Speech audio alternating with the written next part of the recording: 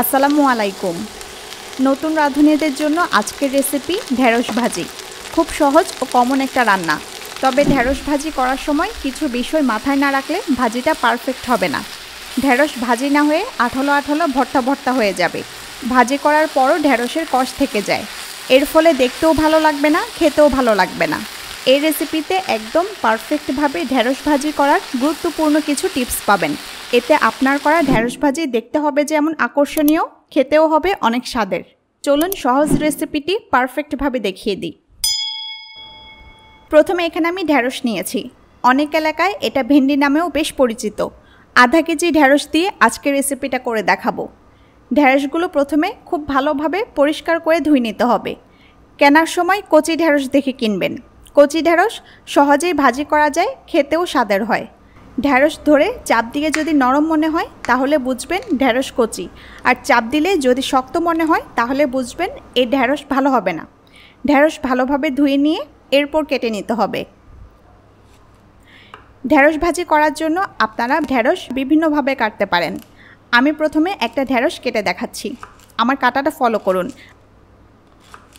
আপনারা চাইলে এভাবে কাটতে পারেন, আরেকভাবে আপনারা কাটতে পারেন, অনেকটা অ্যাঙ্গেল করে। আমি কিভাবে কাটছি খেয়াল করুন। চাইলে আপনারা এভাবেও কাটতে পারেন। যেভাবেই কাটেন তবে একেবারে কুচি কুচি করে কাটবেন না।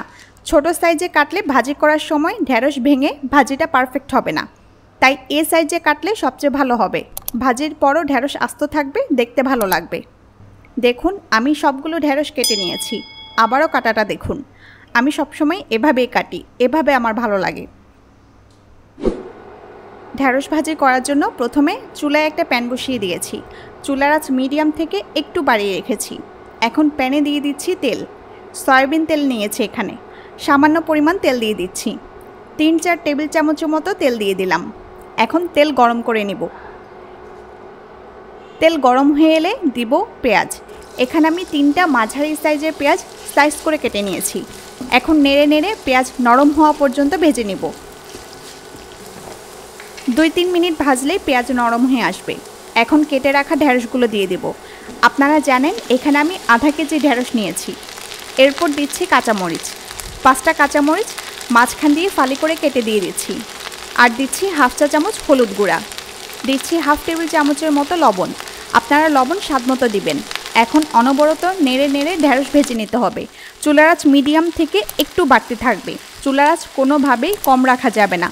ঢেঁড়স ভাজি করার সময় চুলার আঁচ বেশি রাখতে হয়। ঢেঁড়স থেকে এক ধরনের কষ বের হয়।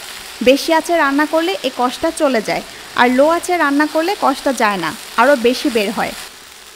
আপনারা দেখুন ঢেঁড়স থেকে আঠালো আঠালো অনেক কষ বের হয়েছে। ঢেঁড়সের সব পিসগুলো একটা আরেকটার সাথে লেগে লেগে আছে। আমি বেশি আঁচে রান্নাটা করছি, তাই কিছুক্ষণ পর দেখবেন সব কষ চলে যাবে।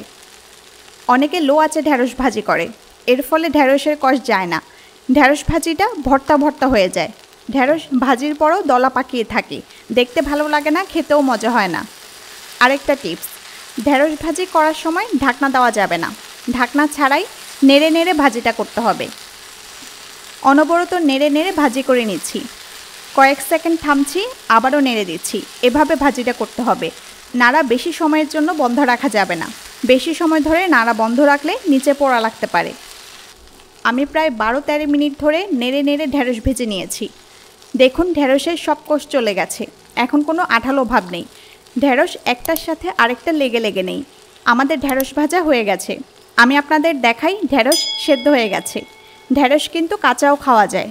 হয়ে গেল ঢেঁড়স ভাজি। এখন চুলা অফ করে প্যান নামিয়ে নেব। আমার টিপসগুলো ফলো করে ঢেঁড়স ভাজি করে দেখবেন। সবাই খেয়ে প্রশংসা করবে। আরও কী কী রেসিপি চান জানাতে পারেন। সবাই ভালো থাকুন, সুস্থ থাকুন। আজকের মতো বিদায় নিচ্ছি। আল্লাহ হাফেজ।